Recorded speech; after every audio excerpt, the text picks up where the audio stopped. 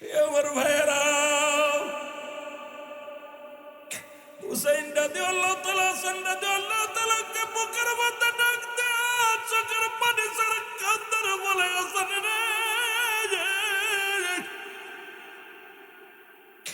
জোরের ভাই, কে তোরে বিষ পান করেছি বলো,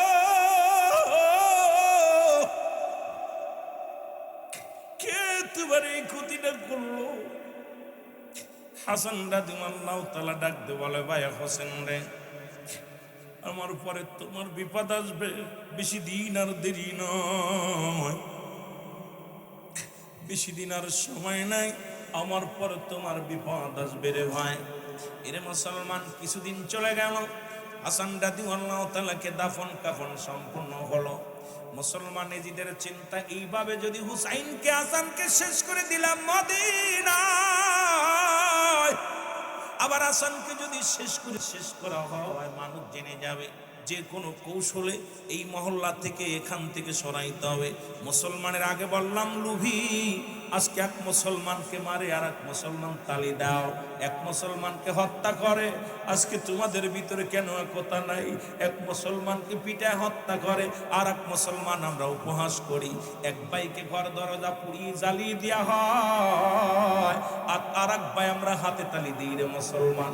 আইরে মুসলমান, শুনে নাও, আজকে একতা নাই।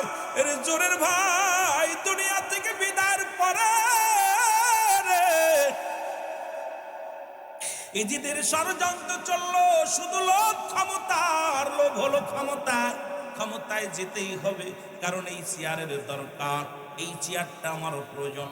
আমার বাবারা, আমার বন্ধুরা, আমার হুসাইন রাদিয়াল্লাহু তাআলার কাছে চিঠি আসলেন, কোন কোন কিতাবের মধ্যে আছে 1200 চিঠি, কোন কোন মুসলমান কোন আছে 200 চিঠি। এই রকম মুসলমান অধিকাংশ রাবি দ্বারা, যেটা শানে কারবালার মধ্যে প্রমাণ হয়, মুসলমান 1200 চিঠি আসলেন। প্রতিটা চিঠি হুসাইন রাদিয়াল্লাহু তাআলা নিয়ে মুরব্বীদের সঙ্গে পরামর্শ করে, মুরব্বী রামগ, আমি কেমনে এই চিঠিখানা এই দেখায়া ডাকতে বলে, ভাই রে হুসাইন রাদিয়াল্লাহু তাআলা, কিছুদিন আগে তোমার ভাই আমরা হাসানকে দুনিয়া থেকে আমরা হারিয়ে ফেলেছি, এখন তুমিও যদি চলে যাও, বিপদ যদি আসে, আমরা কি লয়া থাকবো? তোমাকে ছাড়তে পারি না। মুসলমান একটা সূরা ডাকলেন, সেই সূরার মধ্যে সবাই উপস্থাপন করলেন। হুসাইন রাদিয়াল্লাহু তাআলা ডাকতে বলে, ও মক্কা মদিনার মানুষেরা রে, আমি যাব কুফা নগরে, কারণ ইসলামের দাওয়াত দেওয়ার জন্য, কালেমার দাওয়াত দেওয়ার জন্য। ও মুসলমান, শুনে নাও, শুনে নাও। এইটা যখন বললেন, এরে মুসলমান, হুসাইন রাদিয়াল্লাহু তাআলার স্বাস্থ্য ভাই মুসলিম বিন আকিল ডাক দেখা, হুসাইন আমি যাব যুদ্ধের ময়দানে, আমি যাব আগে পরীক্ষা করে দেখে আসি, আমাকে যাওয়ার জন্য তুমি অনুমতি দাও। সবাই বললেন ঠিক আছে, মুসলিম বিন আকিলকে সুযোগ দেওয়া হোক। মুসলিম বিন আকিল কিছু খাবার নিয়ে, কিছু লোক নিয়ে রওনা হয়ে গেলেন। তার দুটি কলিজার টুকরা সন্তান। মুসলমান, আগে বলছি, এটা বিস্তারিত বলতে গেলে সময় লাগবে, অনেক সময়। আমি মূল ইতিহাসটা আপনাদেরকে জানিয়ে দিয়ে যাব। মুসলমান, মুসলিম বিন আকিলের দুইটা কলিজার টুকরা সন্তান, একজনের নাম মুহাম্মদ আর একজনের নাম ইব্রাহিম। ডাকতে বলে, আব্বা জান, আপনি যাবেন কুফা নগরে, আমাদেরকে লয়া যান, আমাদের তো মা নাই, আমাদের বাবা নাই, আপনি যদি চলে যান, কে আমাদের দেখভাল করবে? কে আমাদের দেখবো? কে আমাদের খানা খাওয়াই দিবে? কে আমাদের যত্ন করবে? বাবা গো, আমাদেরকে লয়া যান। মুসলিম বিন আকিলকে সঙ্গে করে, মুসলমান শুনে নাও, শুনে নাও, মুহাম্মদ ইব্রাহিমকে সঙ্গে করিয়া মুসলমান মুসলিম বিন আকিল রওনা হয়ে গেলেন, এই কুফার দিকে রওনা হয়ে গেলেন। ওখানে গেলেন, ও মুসলমান, হুসাইনের নাম শুনিয়া 1000 নয় 70,000 ও যুবক, অসংখ্য মানুষ মুসলমান হয়ে গেলেন। কালেমার মালা পড়ে, তারা কালেমার মালা পড়ে মুসলমান হয়ে গেলেন। লা ইলাহা ইল্লাল্লাহু। যেমনে মুসলমান এসেছিলেন, শাহজালাল ইয়ামানি গোরগোবিন্দ বলল, কোন দাড়িওয়ালা টুপিওয়ালা আসতে পারবে না, ঠেকাও, একটা মাত্র। এ যুবকের আমাদের সিলেটের যুবকের ইতিহাস ভুলে গেলে চলবে না। শাহজালাল যখন আসবে 360 জন আউলিয়া নিয়ে গুরু গোবিন্দ ঘোষণা করে দিলেন, তোমরা কেউ দাড়িওয়ালা, টুপিওয়ালা, পাগড়িওয়ালা, পাঞ্জাবিওয়ালাকে সিলেটের জমিনে ঢুকতে দিব না। যদি কোনো ব্যক্তি তাকে ঢুকতে দাও তাকে শিরচ্ছেদ করা হবে। নৌপথ বন্ধ, বিমান পথ বন্ধ, সব রুটঘাট বন্ধ করে দিলেন। আপনার ইতিহাস শুনলে মুসলমান আজকে এগুলো আমাদেরকে ভুলায় রাখছে, এগুলো পাঠ্য বইয়ের মধ্যে দেয় না। কারণ শাহজালালের জীবনীটা যদি পাঠ্য বইয়ের মধ্যে দেয়, সিলেটের মানুষগুলো নবী প্রেমিক, কলি প্রেমিক হয়ে যাবে। এটা ওই নাস্তিকেরা করতে দিবে না। এই জন্য বইয়ের ভিতরে থেকে এদের নামগুলো সরিয়ে নিছে। যুবক বাবারা আমার, 360 জন আউলিয়া নিয়া যখন শাহজালাল ইয়ামেনি আসলেন, এসে দেখেন নৌকা নাই, বাস নাই, কোনো যানবাহন নাই। 360 জন আউলিয়া নিয়া সুরমা নদীর কিনারায় দাঁড়ায় চোখের পানি ছেড়ে কাঁদতে লাগলো, আল্লাহ আল্লাহ, আমি কেউ ইয়ামেন হইয়া, মদিনা হইয়া, ইয়ামেনে হইয়া আমাকে পাঠাইলো বাংলার জমিনে, সিলেটের জমিনে। আল্লাহ, এখানে আসলাম আমি ইসলামের দাওয়াত দেওয়ার জন্য, কালেমার দাওয়াত দেওয়ার জন্য। আল্লাহ, এখন দেখি আমি যাইব কেমন করে। সুরমা নদীর কিনারায় বসে বসে কাঁদতে লাগলেন। ওলিদের কাছে আসে ইলহাম, আল্লাহর ওলিদের কাছে আসে ইলহাম, নবীদের কাছে আসে ওহী। খবর এসে গেল, ও শাহজালাল টেনশন করো না, তোমার ঘাড়ের ওই জায়নামাজটা ফেলায় দাও সুরমা নদীর ভিতরে। সুরমা নদীর ভিতরে যখন ফেলায়া দিলেন, একজন নয়, দুজন নয়, 360 জন আউলিয়া পার হয়ে গেলেন সুরমা নদী। ও যুবক শুনে নাও, শুনে নাও, এখান থেকে শাহজালাল যখন পার হয়ে যখন গেলেন, প্রথমে আজান দিলেন। আজানের ধ্বনি শুনিয়া গুরু গোবিন্দর দালান থরথর করে কাঁপন শুরু করে দিল। যখন নারায়ে তাকবীর স্লোগান দিলেন, নারায়ে রিসালাত স্লোগান দিলেন, ও মুসলমান দালানগুলো খসে খসে পড়ে গেল। এ শুধু তাই না রে যুবক, আজকে সিলেটের জমিনেরা তোমরা গরুর গোশত খাও। এই পুরানো দিন তার একটা ছেলে হলো সুন্নাতে রাসূল, সুন্নাত আকিকা পালন করার জন্য ছেলের জন্য একটা গরু জবাই করলো। এই গরুটা যখন জবাই করিয়া মুসলমান চামড়া, তার হাড্ডি গুড্ডি এগুলো পুঁতে রাখলেন, কান মাথাগুলো পুঁতে রাখলেন মাটির মধ্যে। কাকার কুকুরে খুইসা উঠাইলো, উঠে একটা কান নিয়া, একটা শিং নিয়া এটা গুরু গোবিন্দর ঘরের সামনে রেখে দিল। সকালবেলা যখন ঘুম থেকে গরু মুসলমান গরু গোবিন্দ উঠছে, ওইটা তাকে রে মার একটা অঙ্গ। যারা হিন্দুরা তারা গরুকে মা বলে। যখনই দেখছে মায়ের একটা অঙ্গ, মাথা নষ্ট হয়ে গেছে রে মুসলমান, শুনে নাও। তখন কি করলেন, খোঁজ নাও, প্রহরীকে বললেন, উজিরকে বললেন, খবর নাও সিলেটের কোথায় কোথায় একটা আমার মাকে জবাই করছে, গরু জবাই করছে, খোঁজ নাও। এর খোঁজ নিতে নিতে পাওয়া গেল এ বুরানুদ্দিনের একটা ছেলে হয়েছে, নবজাত শিশুর জন্য সুন্নাতে রাসূল আকিকা করেছে। এই খবর শুনতে পায়, এবার বুরানুদ্দিনের কলিজার টুকরা হাত থেকে কেড়ে নিয়ে ওদিন গুরু গোবিন্দ নিজ হাতে তারে জবাই করে দিয়েছিল। সুনামগঞ্জের বাবার শোন, সিলেটের বাবার শোন, সেদিন নিজের কলিজার টুকরা সন্তান জবাই করে দিয়েছিল। ওদিন বুরানুদ্দিন হাত উঠায় বলেছিল, পরওয়ারদিগার আলম,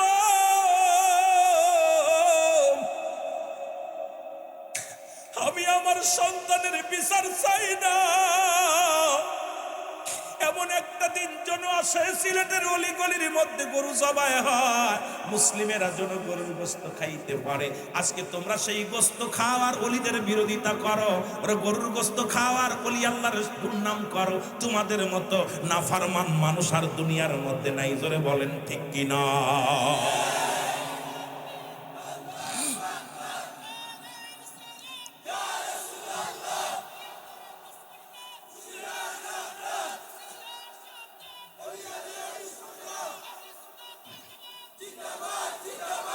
দাদু ভাই,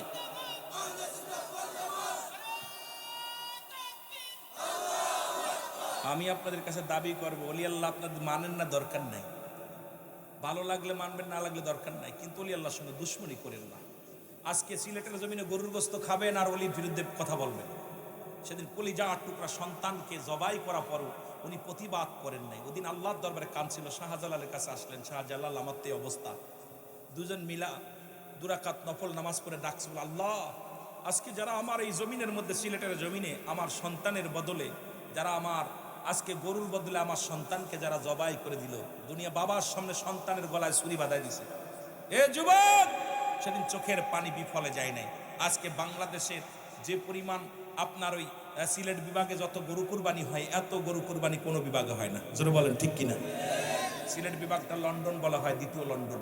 দ্বিতীয় লন্ডন, যদিও আপনারা অভাবী আছেন এলাকার মানুষ, তবে এই সিলেট আমেরিকা আছে, জোরে বলেন ঠিক কিনা? কানাডায় আছে, অনেক জায়গা, মালয়েশিয়া আছে, অনেক জায়গা, কারণ বিদেশি। এটা দ্বিতীয় লন্ডন এমনি বলে না আপনাদেরকে, কথা বুঝেননি? তা আজকে সে অলিদের বিরুদ্ধে কথা যখন বলে আমার কলিজায় লাগে। আপনি অলি মানেন না, দরকার নেই, আপনি মানেন না, ঠিক আছে, কিন্তু আপনাকে এই সাহসটা কে দিল? কারণ আল্লাহ তো নিজে বলে আলা সাবধান, নামাজের আগে আলা বলে নাই, হজের আগে আলা বলে নাই, জাকাতের আগে আলা বলে না। আল্লাহ বলছে আল্লাহর ওলিদের আলা সাবধান, ইন্না নিচ্ছালা ইন্নাল্লাহি, আল্লাহর তরফ থেকে যারা ওলি হয়, নামাজের আগে আলা নাই, জাকাতের আগে আলা নাই, হজের আগে আলা নাই, আলা ব্যবহার করছে আল্লাহ আল্লাহর ওলিদের বিষয়। সুতরাং তার বিরুদ্ধে কথা বলেন, ওলিটার মধ্যে লাগে না। যারা আসছে তাদেরকে ভালোবাসার দরকার আছে কিনা, জোরে বলেন আছে কিনা? একটু মহব্বতের সঙ্গে দুরূদ শরীফ পড়েন, আল্লাহুম্মা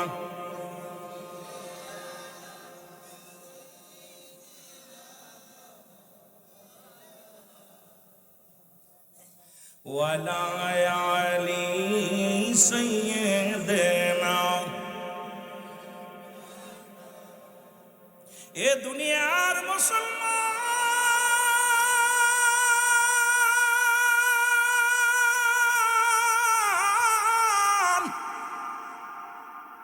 মুসলিম বিনা কিল চিঠি লিখলেন, হুসাইন আয় আয়, আর দেরি করিস না, কুপ্পার মানুষেরা ভালা, কুপ্পার মানুষেরা ভালা রে, তোমার অপেক্ষা আছে রে, আয় তাড়াতাড়ি আয়। এরা কালেমা পড়ব, এরা কালেমা পড়ে ইসলামের ধারক বাহক হয়ে যাবে। আয়। খবর পাইয়া হুসাইন রাদিয়াল্লাহু তাআলা শিশু আজগারকে সঙ্গে নিয়ে ৭২ জন কাফেলা করে রওনা দিলেন। মুসলমান শুনে নাও, মুহররমের ১ তারিখে রওনা দিলেন। রওনা দিয়ে যখন চলে গেলেন, রওনা দিতেছে জোরে বললেন, দিকে দিকে হাসি, সব লোকে খুশি রে, হুসাইন চলেছে কারবালাতে, বলো হুসাইন। কিছু ব্যাক কলেরা কইতে পারে, হুজুর যাচ্ছে কারবালা, আবার হাজান দেয়, কারবালা কি মারামারি করতে যাচ্ছে? ইসলামের দাওয়াত দিতে আনন্দ। আমি তো বাড়ি থেকে আসি ওয়াজ করার জন্য, আপনারা যারা ওয়াজ শুনতে আইছেন, আপনাদের মনে একটা আনন্দ ছিল না? এখানে কি হত্যা করবে কেউ জানেন? মারে ফেলবে জানেন? হুসাইন তো যাচ্ছে কালেমার দাওয়াত দিতে। এখন অনেক হাসি কেন? হাসি না কি করবে? কানতে কানতে যাইবনি? আর রাসূলুল্লাহ দাওয়াত দিব, দলে দলে মানুষ ইসলাম ধর্ম কবুল করবে। বলেন দিকে দিকে হাসি, সব লোকে খুশি রে, হুসাইন কারবালাতে, বলো হুসাইন চলেছে। ৭২ জন কাফেলায় শিশু আজগার সঙ্গে যায়, ৭২ জন কাফেলায় শিশু আজগার সঙ্গে যায়, দিতে নবীজির কালেমার দাওয়াত রে, হুসাইন চলেছে কারবালাতে, বলো হুসাইন। আরো জোরে জোরে বললেন, দিকে দিকে হাসি, সব লোকে খুশি রে, হুসাইন। কোথায় আমার নানাজি দাওয়াত দিব আজি, কত মানুষ কবুল করবে যে, হায় হায় কুপার মানুষ দাওয়াত কবুল করবে যে, হুসাইন চলেছে কারবালাতে, বলো হুসাইন। আয় হায় দিকে দিকে হাসি, সব লোকে খুশি রে, হুসাইন। আরো জোরে জোরে বললেন হুসাইন। আল্লাহু আকবার ধ্বনি কাফেলা তাই চলি, আল্লাহু আকবার ধ্বনি কাফেলা তাই চলি, সবার মুখে আনন্দের হাসি রে, হায় হায় সবার মুখে আনন্দের হাসি রে, হুসাইন চলেছে, বলো হুসাইন।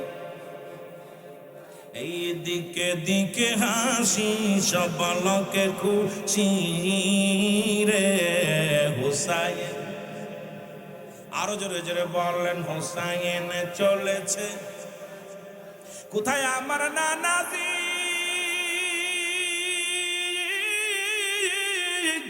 ছুটে চলছি আজি, দিব দাওয়াত আজি কুফাতে, দিব দাওয়াত আজি কুফাতে। হুসাইন চলেছে কারবালাতে, বলো হুসাইন। এই দিকে দিকে হাসি সবলকে খুশি রে হুসাইন। আরো জোরে জোরে বললেন হুসাইন চলেছে। এ মুসলমান শুনে নাও, মুহররমের 7 তারিখে তাবুক আনলো। ওই যখন তাবুক আনলেন, অনেক ইতিহাস শুনেছেন বাবারা আমার, এত বলার সময় নেই। মুহররমের 7 তারিখ চলে গেল, 8 তারিখ আসলো, 9 তারিখ আসলো। ভিতরে থেকে সারা বানু ডাক দেখায় স্বামীরে। আগের যুগের মানুষগুলো ফজরের নামাজ বাদে কোরআন তেলাওয়াত করত। আমি দেখেছি আমার দাদাকে তেলাওয়াত করতে, বাবাদেরকে তেলাওয়াত করতে দেখেছি। ফজরের সালাত আদায় করে মানুষগুলো কোরআন শরীফ নিয়ে মসজিদের পাশে বইয়া, বারান্দায় বইয়া বইয়া কালার পাশে বৈশা বৈশা পড়ত। আর এখন সালাম শেষ করিয়া মসজিদের ভিতরে মোবাইল টিপা শুরু করি। মুসলমান শুনে নাও, যাও 2-4 জন বয়া থাকি মসজিদে, শুধু মোবাইল নাড়াচাড়া করি, কিন্তু কোরআনের পাখি আজকে কোরআন নাই। যে মহল্লার মধ্যে কোরআনের উঠে যাবে, কোরআনের তালিম উঠে যাবে, এই মহল্লার মধ্যে গজব এসে যাবে। যে মহল্লার মধ্যে কোরআনের তালিম যত বেশি হবে, ওই মহল্লার মধ্যে রব্বে কারীম তত রহমত আল্লাহ দান করবে। এখন দেখা যায় একটা মহল্লার মধ্যে কোরআন তেলাওয়াত নাই, যাও 2-4টে মাদ্রাসা আছে, এর পাশে শত্রু লাগা দিছে। যেমন আজকে এখানে আলিয়া মাদ্রাসা, এখান থেকে মুসলমান অসংখ্য ওলামা একরাম বাইর হবে, আল্লাহর দ্বীনের দাওয়াত তারা কবুল করবে। এখানেও কিন্তু আমাদের শগুনের চোখ পড়ে যায়, অনেক শগুনের চোখ পড়ে যায়। কারণ যেখানে আসলে আল্লাহ আল্লাহ রাসূলকে পাওয়া যায়, যেখানে আসলে দ্বীন ইসলামের জ্ঞান অর্জন করা যায়, কোরআন শেখা যায়, সেই জায়গাটায় হস্তক্ষেপ করে শয়তান বেশি। জোরে জোরে বলেন ঠিক কিনা? এ ভাইরা আমার, বন্ধুরা আমার, গভীর মনোযোগ। সাহারা বানু ডাকতে বলে, স্বামী আপনি তো কোরআন তেলাওয়াত করেন, অথচ ভিতরে তাঁবুর ভিতরে কোনো পানি নেই, একটু পানির জন্য দৌড়ায়া যান। যখন দরকার করলেন হুসাইনকে, মুসলমান হুসাইন রাদিয়াল্লাহু তাআলা শিশু আজগারকে সঙ্গে নিয়ে যখন কূপের দিকে রওনা দিলেন, আমার বাবারা আমার, এই ডাকতে বলেন, ও আমার মুসলমান কুফাবাসীর যুবকেরা রে, বৃদ্ধরা, তোমরা শোনোরা, শোনো, আমরা তো কোনো অপরাধ করি নাই, তোমাদের সঙ্গে হাঙ্গামা করতে আসি নাই। আমি আসছি আমার রাসূলুল্লাহ সত্য দাওয়াত দিতে। লা ইলাহা ইল্লাল্লাহু, লা ইলাহা নাই কোনো ইলাহা ইল্লাল্লাহু, এক আল্লাহ ছাড়া। এই কালেমা শুধু আমার নবীর নয়, এই কালেমা আদম থেকে শুরু করেছে। আদম আলাইহিস সালাম বলে লা ইলাহা ইল্লাল্লাহ, আদম শফিউল্লাহ, লা ইলাহা ইল্লাল্লাহ ইব্রাহিম খলিলুল্লাহ, লা ইলাহা ইল্লাল্লাহ মূসা কালিমুল্লাহ, লা ইলাহা ইল্লাল্লাহ ঈসা রূহুল্লাহ। সুতরাং এই কালেমা কিয়ামত পর্যন্ত চলবে, আল্লাহ ছাড়া কোনো মাবুদ নাই। আর সর্বশ্রেষ্ঠ নবী, আখির নবীর উম্মত আমরা, এর সঙ্গে জড়িয়ে দিছি লা ইলাহা ইল্লাল্লাহু মুহাম্মাদ।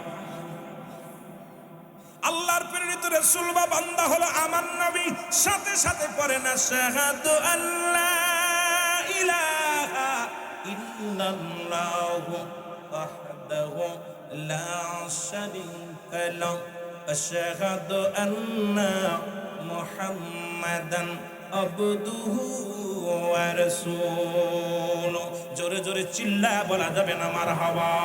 এ যুবক বাবারা আমার, দিলের কান্ডা লাগা শোনো। হুসাইন রাদিয়াল্লাহু তাআলা ডাক দিয়ে বলে, জিদের সৈন্যরা রে,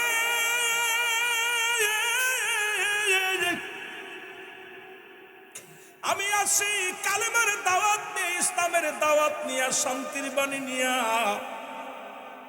তোমরা আমার বাধা দিও না, একটু পানি দাও। পানির জন্য যখন কূপের ধারে গেলেন, কোন কোন কিতাবের মধ্যে আসছে মুসলমান পিপাসায় কাতর হয়ে গেছে। কেউ কেউ বলে মুসলমান শুনে নাও তীর আইসা লাগছে, কেউ বলে মুসলমান হত্যা করা হয়েছে।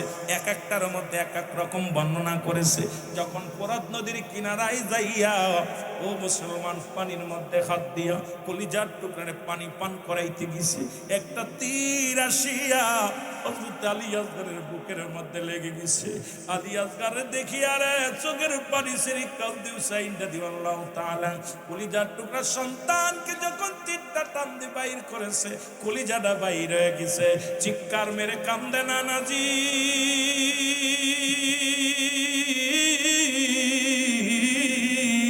আসলাম ইসলামের দাওয়াত নিয়া, শান্তির দুধ নিয়া, আজকে রক্ত পড়ে জমিনের মধ্যে ঘোড়ায় নাজি, চোখের পানি সেরি কান্দে। ও আমার যুবক বাবারা, আমার দিলের কান্ডা লাগা, শুনে নাও। তাবুর ভিতর থেকে চলে আসলেন আসিয়া মুসলমান। এবার যখন বিবিকে ডাকতে বলে, কোথায় রে সারা বানু, দের ভিতরে থেকে বাইরে আসো, জনমের পানি পান করাইছি। আমার বাবার আয়সা ডাকে রে, কলিজার টুকরা সন্তান নাই, কলিজার টুকরা সন্তান দুনিয়া থেকে বিদায় হয়ে গেছে। আমার যুবক বন্ধুরা, আমার পাশের কামরা থেকে কান্নার আওয়াজ শুনতে পাইলেন। নাম হলো আলী আকবর, হযরত হুসাইন রাদিয়াল্লাহু তাআলার বড় সন্তান। ডাকতে বলে, মা মা গো, তুমি কেন কান্নাকাটি করো গো মা? আয়াদাকে ডাকতে বলে, আলী আসগর, আলী আকবর রে, আলী আসগরের দুনিয়ার মধ্যে না,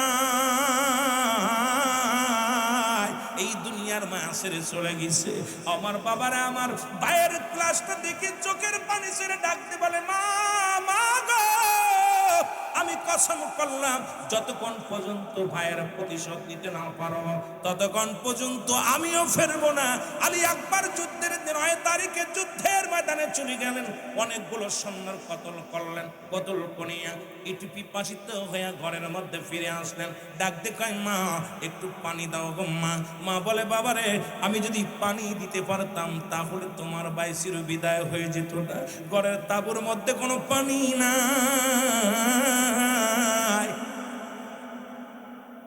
আলী আকবর মার কাছে চোখের পানি ছেড়ে কান্দার বলে, চির বিদায় দাও হে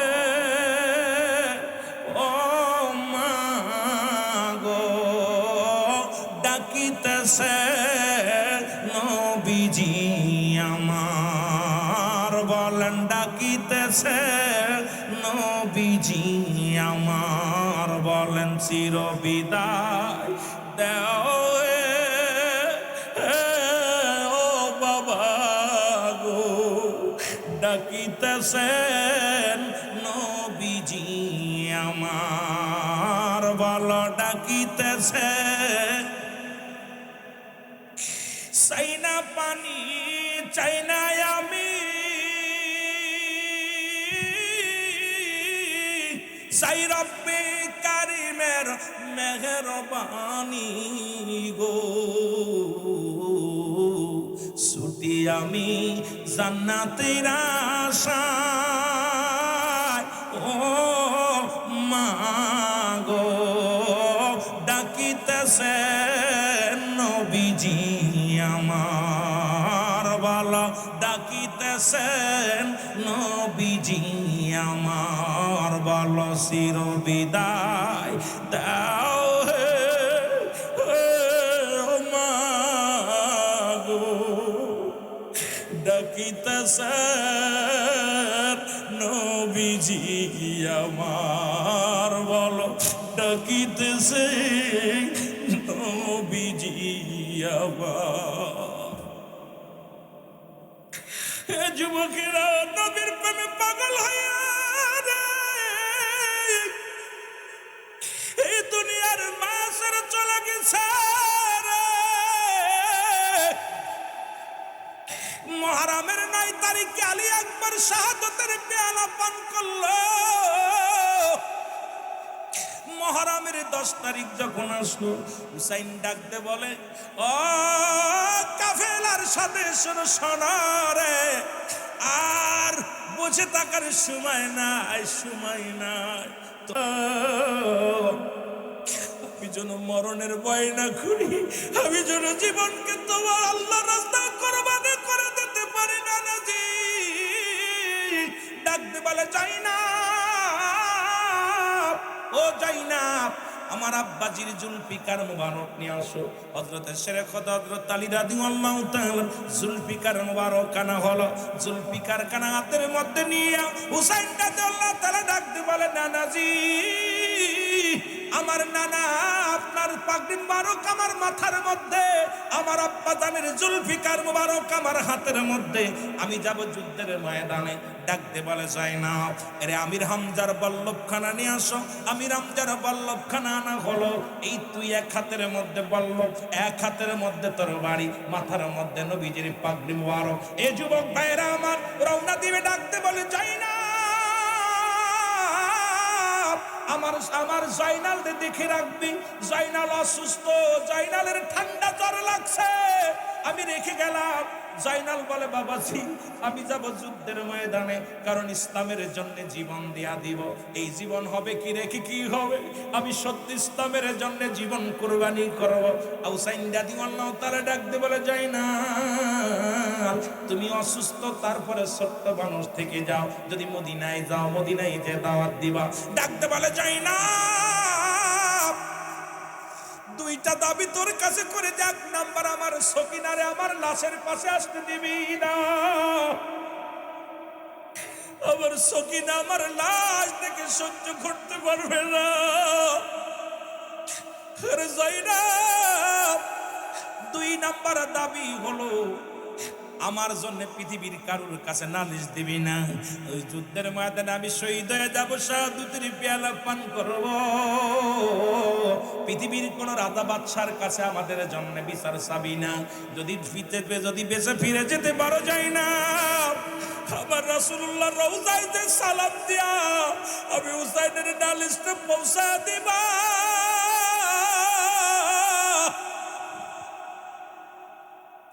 হুসাইন রাদিয়াল্লাহু তাআলা যুদ্ধের ময়দানে রওনা দিলেন, একাতে তরবারি, একাতে বলল,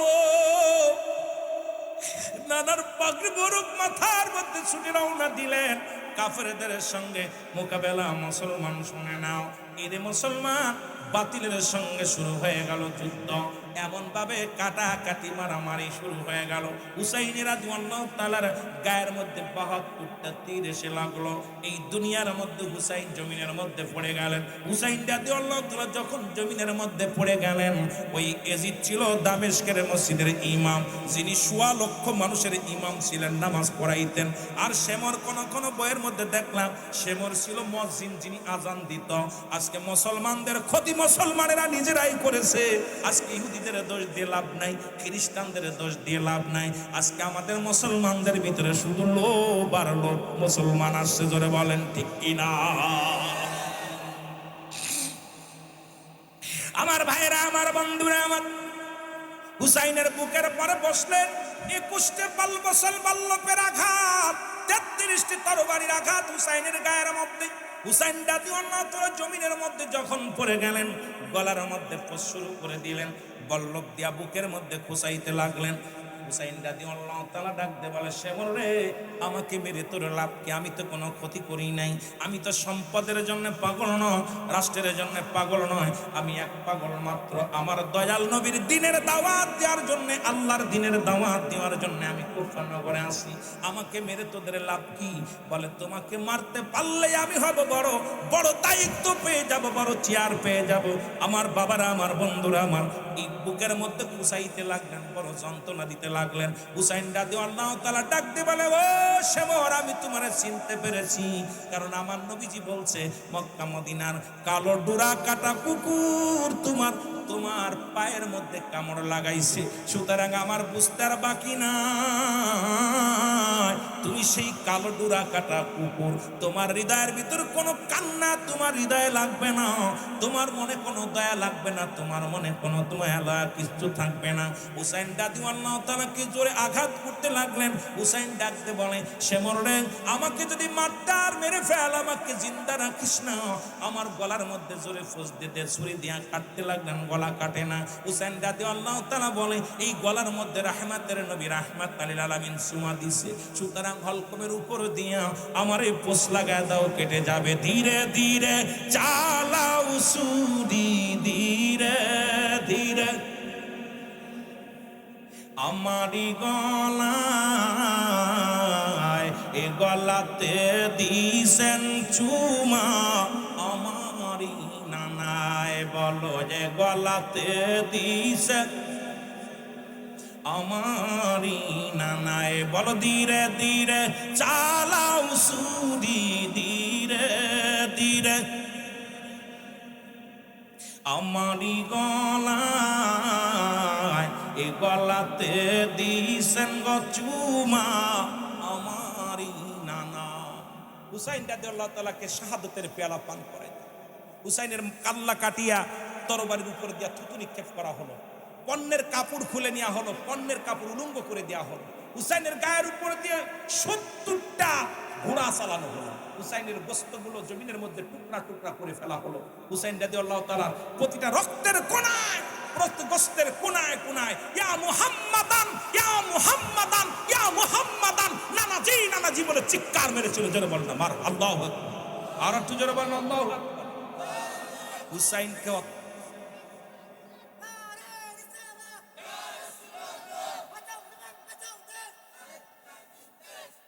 সুতরাং হুসাইন রাদিয়াল্লাহু তাআলাকে শাহাদাতের পেয়ালা পান করালো। ক্ষান্ত হয় নাই আমার বাবারা। ইবনে আব্বাস বলে, খোদার কসম ইবনে আব্বাস বলতেছে, আমি শুয়ে আছি, ঘুমের মধ্যে স্বপ্নে দেখি আমার রাসূল পাক সাল্লাল্লাহু আলাইহি সাল্লাম রওজা মুবারক থেকে উঠে কাঁদতে কাঁদতে দৌড়াইতেছে, ডাকতে বলতেছে, মক্কা মদিনার মানুষেরা, তোমরা মদিনা মক্কাবাসীকে জানিয়ে দাও আমার হুসাইন আর নাই, হুসাইনকে শাহাদাতের পেয়ালা পান করিয়ে দিছে। আল্লাহু আকবার বলো না, আর একটু জোরে বলো না আল্লাহু আকবার। সুতরাং এই পৃথিবীর মধ্যে ইসলামের জন্য আমরা জীবন দিতে পারি, দুনিয়াতে হয়তো কষ্ট, ক্ষণিকের জন্য কিছু কষ্ট। অসংখ্য নবীর সাহাবীরা নবীর জন্য জীবন দিয়ে গেছে। দেখেন ওদের যুদ্ধে 70 জন সাহাবী রাসূলের প্রেমে জীবনটা দিয়ে গেল হাসি মুখে।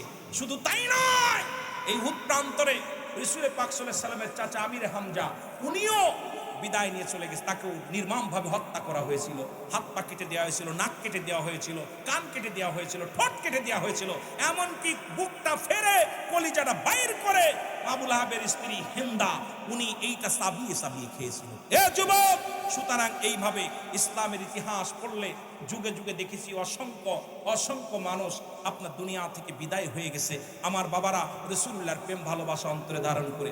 সুতরাং ভাই এখন এটা দিয়ে নামাজ 40 বাজে, ভাই আমি এখন কেমনে কি করব বলেন? আপনাদের দেওয়ার টাইম দেওয়ার কথা 10টা, এখন বাজে 11টা বাজতে চললো। আপনারা এখন যদি আমার নিয়ে যদি এরকম করেন আমি কেমনে যাব আমার ভাইয়েরা? সুতরাং আপনাদের কাছে আমার করজোরে দাবি থাকবে, হুসাইন রাদিয়াল্লাহু তাআলার প্রেম ভালোবাসা যার অন্তরে যতটুকু নিবেন রাসূলুল্লাহর মহব্বত তার অন্তরে পয়দা হবে। জোরে বলেন না আমিন। একটু মহব্বতের সঙ্গে দুরূদ শরীফ পড়ুন, আল্লাহুম্মা সাল্লি আলা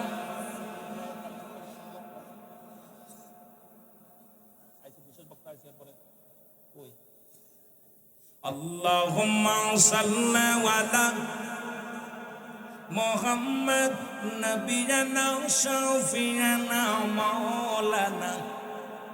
উড়ে যাও রে রাতের হাওয়া, যাও রে উড়ে মদিনায়, এ গোলামের সালাম খানি, এই গোলামের সালাম খানি পৌঁছাই দিও মদিনায়।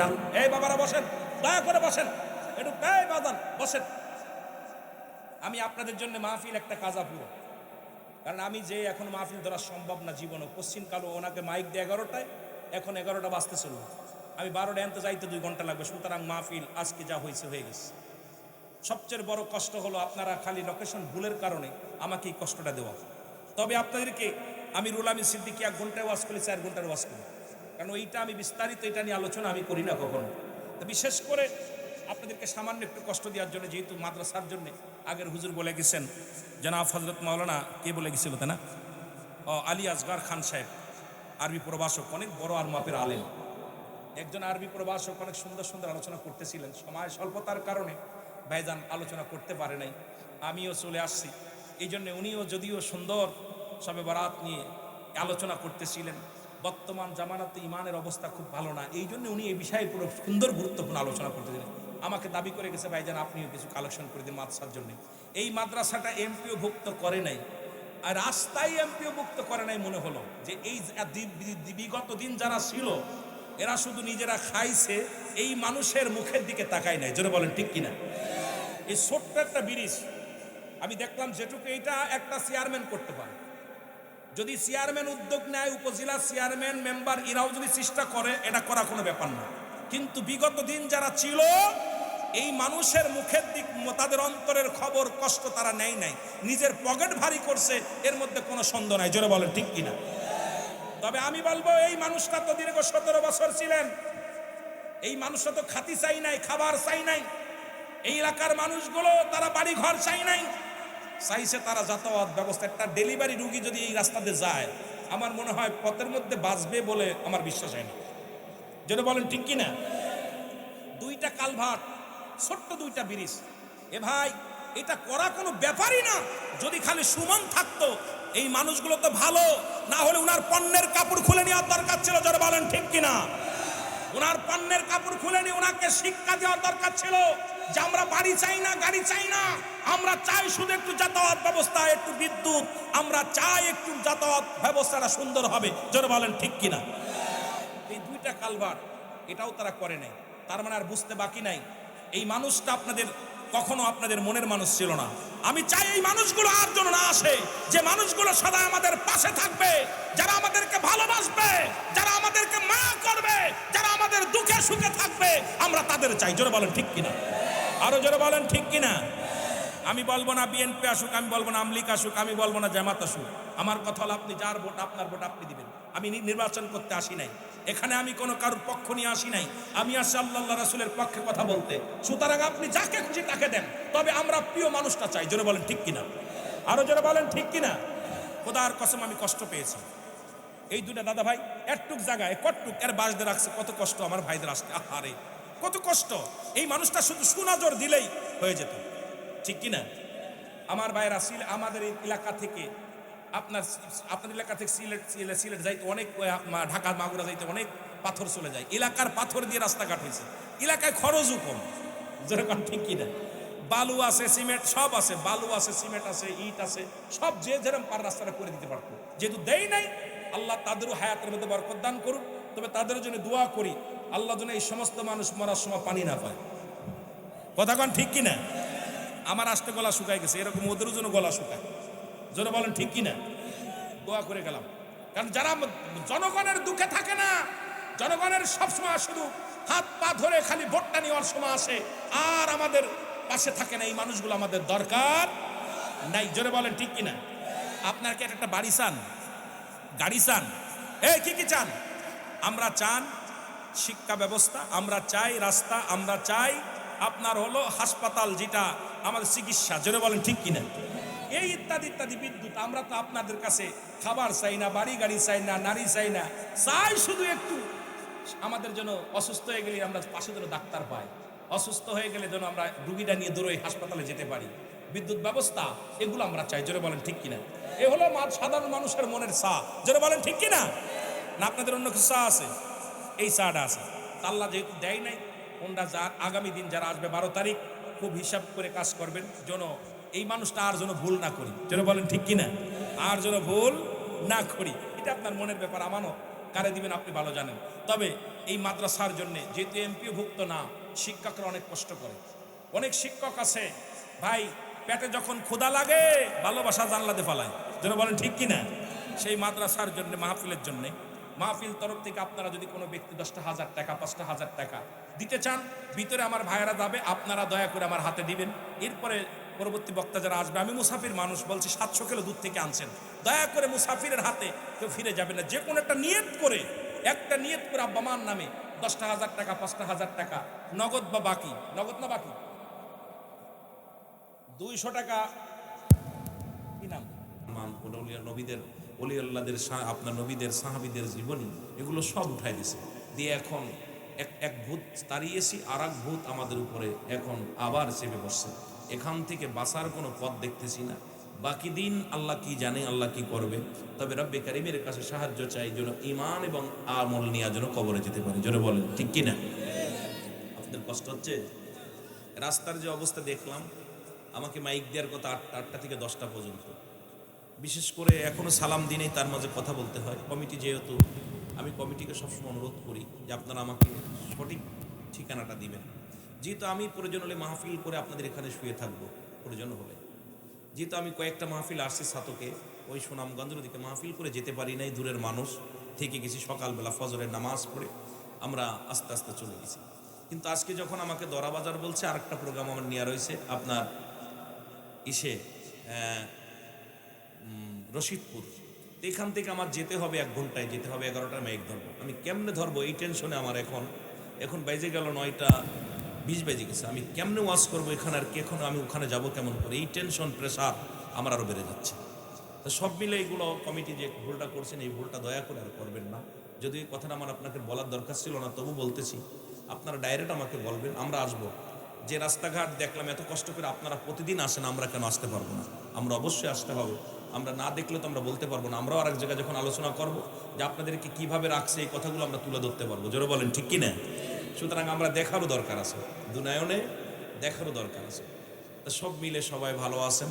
সালাম জানা আজকের মাহফিলের সম্মানিত সভাপতি, আজকের মাহফিলের সম্মানিত উলামা ইকরাম, মসজিদের ইমাম সাহেব, মুসল্লিগণ, অত্র প্রতিষ্ঠানের সম্মানিত সুপারিনটেন্ডেন্ট সহ যত শিক্ষক মহোদয় আছেন, আমার সামনে মসজিদের ইমাম সাহেব, মুসল্লিগণ, দূর দূরান্ত থেকে আগত ধর্মপ্রাণ মুসলমান ভাই বন্ধুগণ, পর্দারের মা বোনেরা, সকলকে আবারও জানাই সালাম, আসসালামু আলাইকুম ওয়া রাহমাতুল্লাহি ওয়া বারাকাতুহু। আপনারা ভালো আছেন? আরো জোরে বলেন, ভালো আছেন? রব্বুল আলামিন সবাইকে ভালো রাখছে। ভালো রাখার মালিক কে?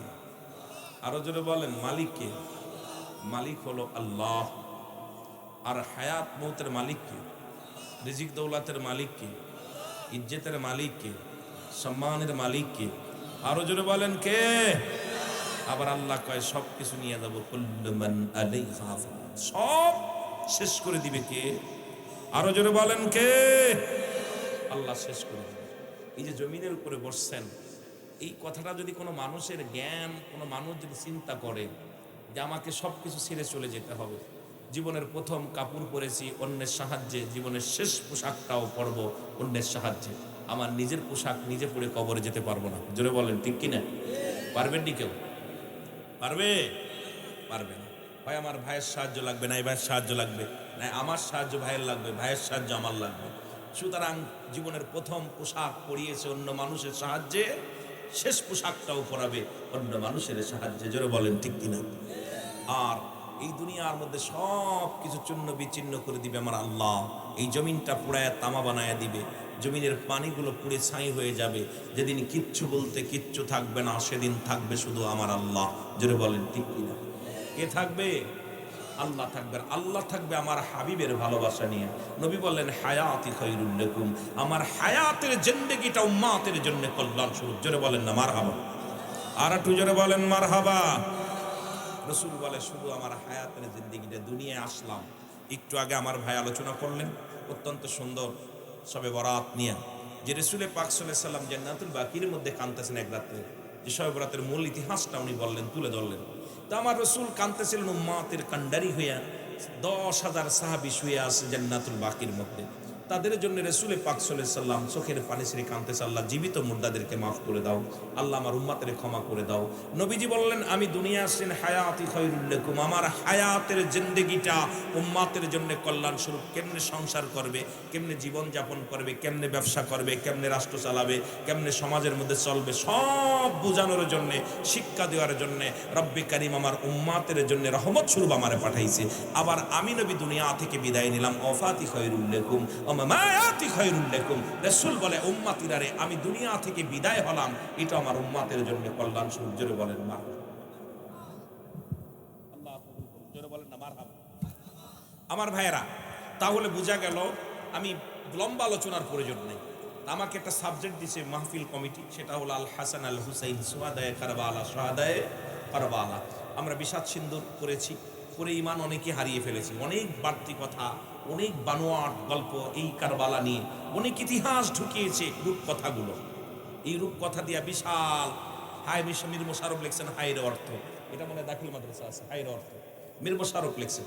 তো বিশেষ করে এইগুলো আবার মীর মোশাররফ লিখছেন একটা কি লিখছে আপনার বিষাদ সিন্ধু, অনেকগুলো। আর মুফতি শফিক আহমেদ লিখছে শানে কারবালা, শানে কারবালা। যিনি লিখছেন মুফতি শফিকা, যিনি ফতুয়ায় দেওয়ান লিখছে, কওমি অঙ্গনের আলেম। এটা কোনো সুন্নি নয়, কোনো তাবলিগ জামাত নয়, কোনো আপনার ওই জামাতপন্থী নয়, উনি কট্টায় আপনার যেটা হলো কমি অঙ্গনের আলেম, যিনি লেখলেন কিতাবটার নাম হলো ফতোয়ায়ে দেওবান, মুফতি শফিক আহমেদের লেখা, যা পড়ানো হয় দেওবান মাদ্রাসায়, যেটার মধ্যে অত্যন্ত উনি লিখলেন এই শানে কারবালা। কারবালার ইতিহাসটা উনি ফার্সিতে লেখছে, হিন্দিতে লেখছে, উর্দুতে লেখছে, কয়েকটা ভাষায় এই শানে কারবালার ইতিহাসটা লেখছে। আল হাসান আল হুসাইন জান্নাতের দুইটা ফুটান্ত গোলাপ, জোরে বলেন না মারহাবা, আরো জোরে বলেন মারহাবা। এই দুইটা নাম কি? আল হাসান আল হুসাইন, সোহাদায়ে কারবালা। কারবালা বললেই সেই করুণ ইতিহাস। এই কারবালা মহরমের মাস, আরবিতে বলা হয় মহরম। 4টা হিজরি 5ই শাবান, 4টা হিজরি 5ই শাবান, যেখানে কারবালার ময়দান, আর 10ই মহরম। মারহাবা বলেন না, আরো জোরে বলেন। এই মহরম মাসে পৃথিবীটা এই খালি একটা ঘটনা ঘটে নাই, আমি শুধু সোহাদায়ে কারবালার ঘটনা ঘটে নাই। এই দিনে আদম আলাইহিস সালাম ক্ষমা পেয়েছে, আদম আলাইহিস সালাম দুনিয়া আসছে, এই দিনে দুনিয়া গায়েব হয়ে যাবে। এই দিনে মুসা নবী আলাইহিস সালামকে, মুসা আলাইহিস সালাম তুর পাড়ে গেলেন, এরপরেই আপনার ইব্রাহিম আলাইহিস সালামকে নমরুদের আগুনে ফেলেন। এই দিনের এত কাহিনী, এই দিনের শুধু শানে কারবালার মধ্যে একটা ইতিহাস না। এই কারবালার ইতিহাসটা পড়তে গেলে 10এ মহরম অনেক বিস্তারিত আলোচনা এসে যাবে, যে আলোচনাগুলো করতে গেলে আপনাদেরকে নিয়ে 2-4টা রাত আলোচনা করা লাগবে। তবে যেহেতু আমাকে সাবজেক্ট দিচ্ছে, আমি আলোচনায় যাব। তবে একটু সময়, যদিও সময় আমি দিতে পারবো না, হয়তো সময় আধা ঘন্টা হয়তো আসে, তারপরে দেখা যাক কি করা যায়। যেহেতু অনেক কষ্ট করে বসেছেন, এই মেহেদি ওদেরকে ফোন দাও, দিয়ে বলো যদি সময় যদি আমাকে যদি 12টা-1টায় দিতে পারে মাইক তলে যাব, না হলে দয়া করে মাহফিলটা অন্য কারোদের চালায় নেওয়ার জন্য। কারণ হলো বিপদে পড়ে যাবো, মাহফিলটা নষ্ট যেন না হয়। মাহফিলটা নষ্ট আমার 11টায় ধরার কথা, এখান থেকে 2-1.5 ঘন্টায় যেতে পারবো না। একটু দয়া করে ফোন দিয়ে ওদের সাথে যোগাযোগটা করো। মহব্বতের সঙ্গে দুরূদ শরীফ পড়েন, আল্লাহুম্মা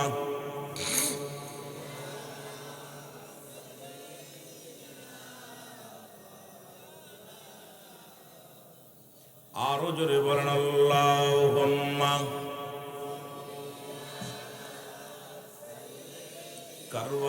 কারবালায় যাইতে পারলাম না রে আমি, যাইতে পারলাম না, সোহাদায়ে কারবালায় যাইতে পারলাম না রে আমি, যাই কোথায় আছেন গো মায়ার নবী,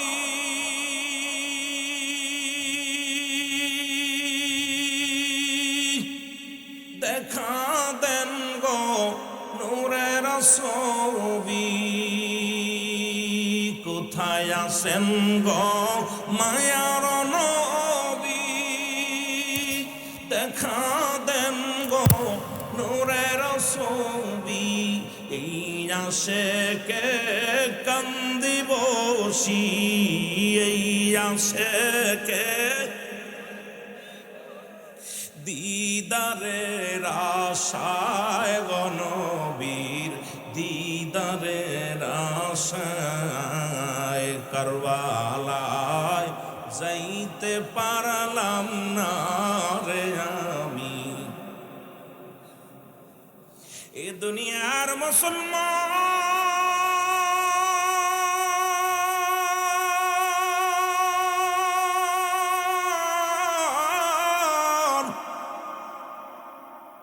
রব্বুল আলামিন রিয়াজুল জান্নাহ বেহেশতের বাগানে বসার মতো, আসার মতো সুযোগ দান করলো।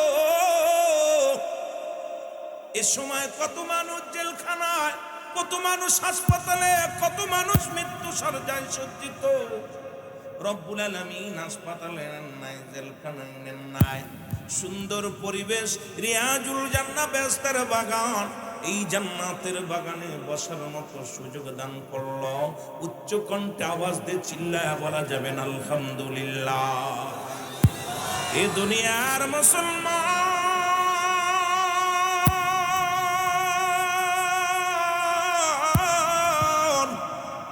বান্দা যখন রিয়াজুল জান্নাহ বেহেশতের বাগানের দিকে রওনা হয়ে যায় গো, প্রতিটা কদমে কদমে আমার আল্লাহ রব্বুল আলামিন বান্দার জীবনের সগীরা গুনাহগুলো মাফ করে দেয়। ও মুসলমান, আমরা শুধু সগীরা গুনাহ করি না, যখন আপনি রওনা দিলেন, ঘর থেকে রওনা দিয়ে দিলেন, বাড়ি থেকে যখন রওনা দিলেন, প্রতিটা কদমে কদমে আল্লাহ সগীরা গুনাহ মাফ করে দিছে রে। আমরা শুধু সগীরা গুনাহ করি নাই, পদে পদে করেছি কবিরা গুনাহ। নামাজ ছেড়ে দেয়া কবিরা গুনাহ, মিথ্যা বলা কবিরা গুনাহ, বেগানা নারীর সঙ্গে দেখা দেয়া কবিরা গুনাহ, বেগানা পুরুষের সঙ্গে দেখা দেয়া কবিরা গুনাহ। এখন আমি সিদ্দিকী সাহেব যদি আলোচনাগুলো করি, অনেকের কষ্ট লাগবো, অনেক মাওলানার বুকের ভিতরে যে লাগবো। যাদের সঙ্গে দেখা করা যায় তাদের সঙ্গে বিয়ে করা হারাম, যাদের সঙ্গে দেখা করা হারাম তাদের সঙ্গে বিয়ে করা যায়। আজকে দেখি খালাতো ভাই, মামাতো ভাই, ফুফাতো ভাই, যাদের সঙ্গে দেখা করার কোনো বিধান নাই, বেগানা নারীর লগে চাকরি করবা, অফিসে বয়া চা খাইবা, আর বড় বড় ফতোয়া লাগাইবা, চলবে না। কারণ চলবে না, চলবে না, চলতে পারে না। আজকে সমাজ বাঁচাও, দেশকে বাঁচাও। ওই সাহেব কেবলার কথাগুলো কেন বারবার বলি? বাঁচাও ইমান, বাঁচাও দেশ। ব্যক্তির জীবনের অমূল্য সম্পদের নাম হলো ঈমান। এই মানব জীবনের অমূল্য সম্পদের নাম ঈমান, আর মানব দেহের জীবনের অমূল্য সম্পদের নাম রুহু। রুহুবিহীন যেমন বডির কোনো মূল্য নাই, আপনার দেখতে শুনতে ভালো প্রাণ পাখিটা ভিতরে নাই, এই বডির কোনো মূল্য নাই, কিন্তু দেখতে প্রালায় শেষ হয়ে পড়ে আছে। কত একটা অঙ্গ নাই, চোখ নাই, কান নাই, ও যুবক একটা ঠ্যাং নাই, পা নাই, ভিতরে রুহুটা থাকার কারণে বডির মূল্য আছে। আর ভিতর থেকে প্রাণ পাখি যখনই উড়ে যাবে, এই পৃথিবীর মধ্যে আর এই বডির মূল্য নাই। তদ্রূপ ঈমানবিহীন কোন আমলের মূল্য নাই। এই জন্য এই সাহেব কেবলা বারবার বলছে, ঈমান বাঁচাও, ঈমান বাঁচাও। ও যুবক, দিলের কান্ডা লাগা শোনো, ঈমান হলো মানব জীবনের অমূল্য সম্পদের নাম হলো ঈমান। এখন ঈমান একটা হলো ঈমান, একটা হলো মুসলমান। শুনে নাও, আমল, এই নামাজ, রোজা, হজ, যাকাত, পৃথিবীর মধ্যে যা করবেন সবই হলো আমল। আর ঈমান হলো নবী মুহাম্মাদুর রাসূলুল্লাহ সাল্লাল্লাহু আলাইহি ওয়াসাল্লাম। জোরে জোরে চিল্লায়া বলা যাবে না মারহাবা। এত ওয়াজ হচ্ছে, এত মসজিদ, এত মাদ্রাসা, ঘরে ঘরে আলেম, ইমানের পরিবর্তন নেই। আগের যুগে মসজিদ ছিল কাঁচা, মানুষের ইমান ছিল পাকা, আর বর্তমান মসজিদ পাকা, চাকচিক্কা হচ্ছে।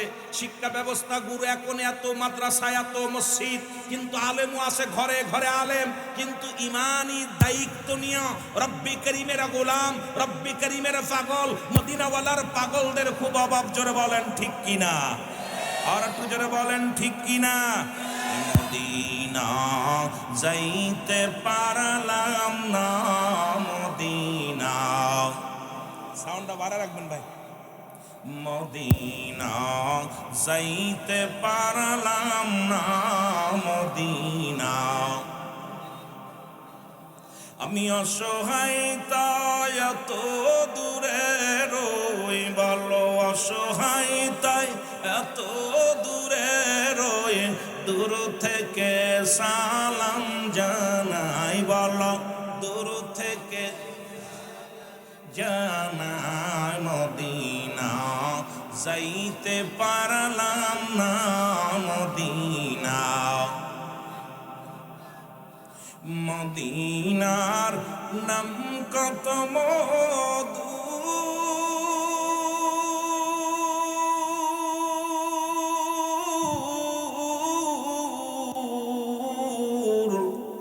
মদিনা আর যে কত দূর,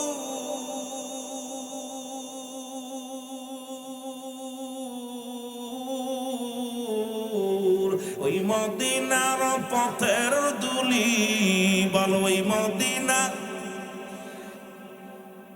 মাকুতে পারলাম না, মদিনা যাইতে পারলাম না, মদিনা, সামান্য টিকো মারবেন, মদিনা যাইতে পারলাম না, মদিনা,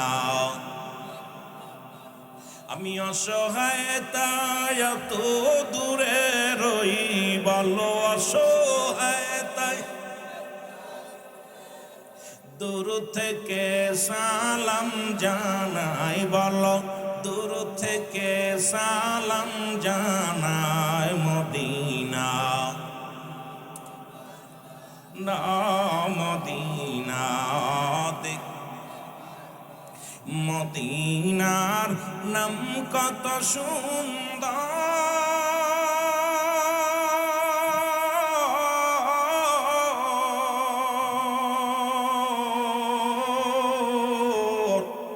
মদিনা কেরে সে অন্তর,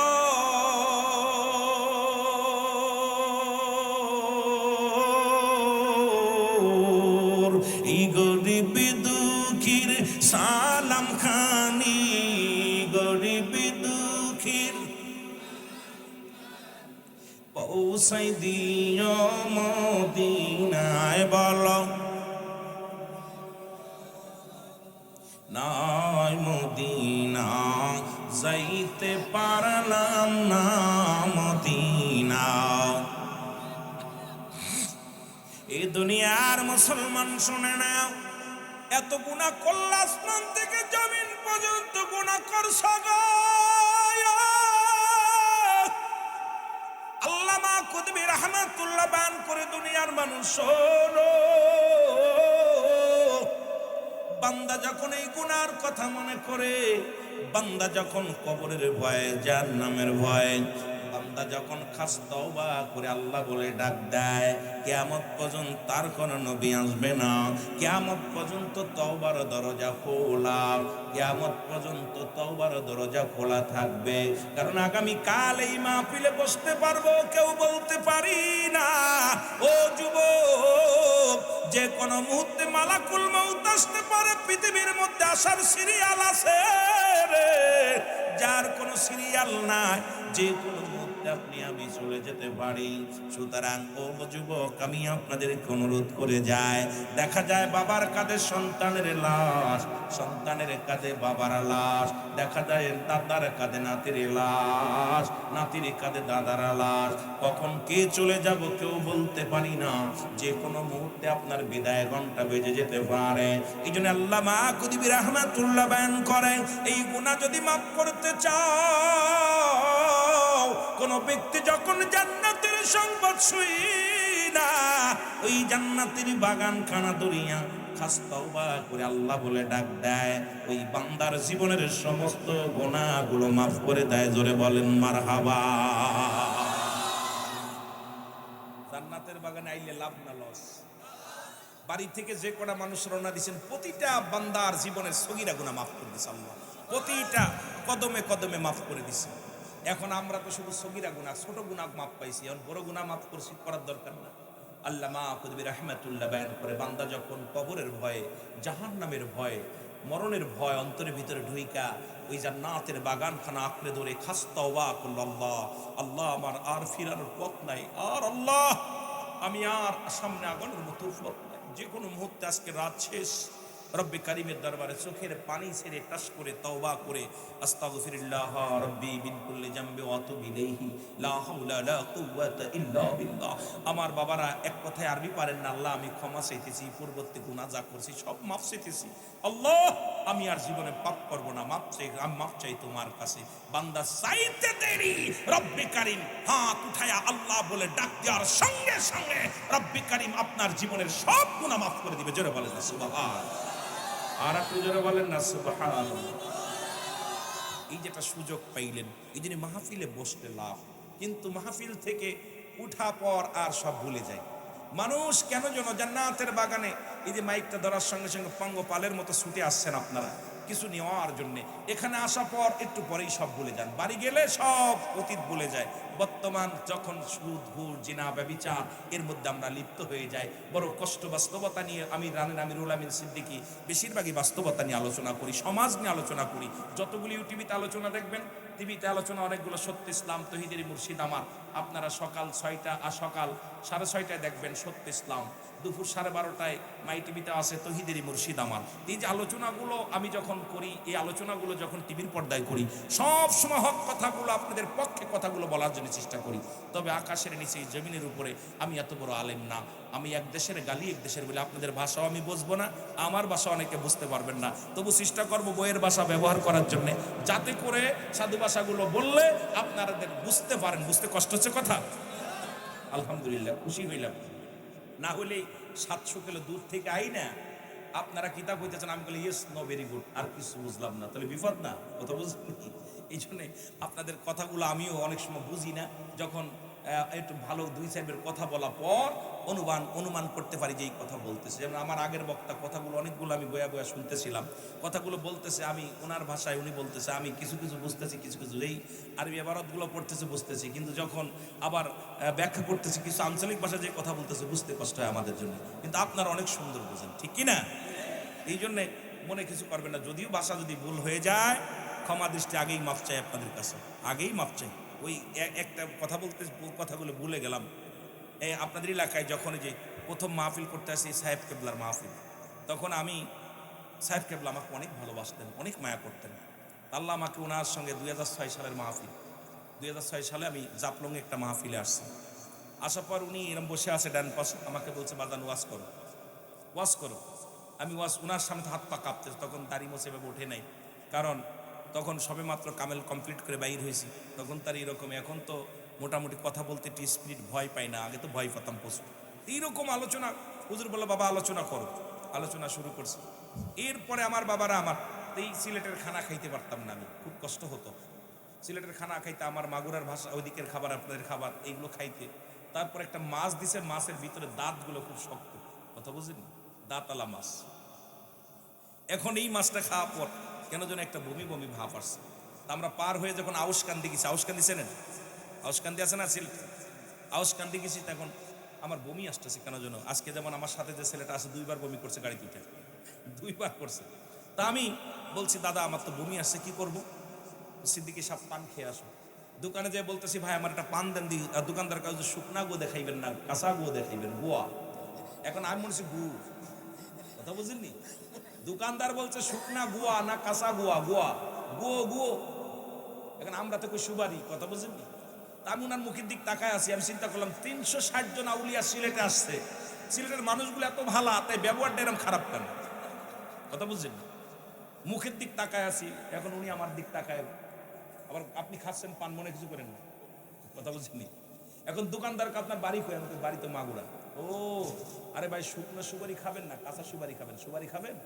আমি কষি তাকায় রয়েছি, পরে তাকায় রয়েছে, আমি কষি। পরে মাসুম বিল্লাহ সাহেব আমার কামকে খেয়েছে, আমি তো হুজুর কত বড় বিয়াদব, আমি একটা মলনা মানুষ, আমার বলছে শুকনো গু খাবা না কাঁচা গু খাবা। দোকানদার হাসতে হাসতে আপনাদের মতো শুকনা গো দেখাইবা না কাঁচা গো দেখাইবা, কথা বুঝছেন? দেখুন এই যে আমি ওই দিন থেকে কান ধরছি, আর জীবনে পানের বুটা আওয়াজ দিই, চিন্তা করছি জীবনে কোথায় যাব আর কোথায় শুকনো রাখা হবে না কাঁচা রাখা হবে। এরপরে আমার জীবনের পান ওইদিক তুমি তওবা করার পর আজ পর্যন্ত এতদিন আমার বয়স হয়ে গেছে, আল্লাহর কসম একটা পানের ওই পানগুলো গালে দিই না, কারণ চিন্তা করছি ওই দিন ধরা পড়ছে, কথা বুঝছেন, আর গালে দিই না। এই জন্য আমার ভাষা দিয়ে বুঝতে কষ্ট হইলে ক্ষমা করবেন, কথা বুঝেননি? মহব্বতের সঙ্গে দুরূদ শরীফ পড়ুন, আল্লাহুম্মা।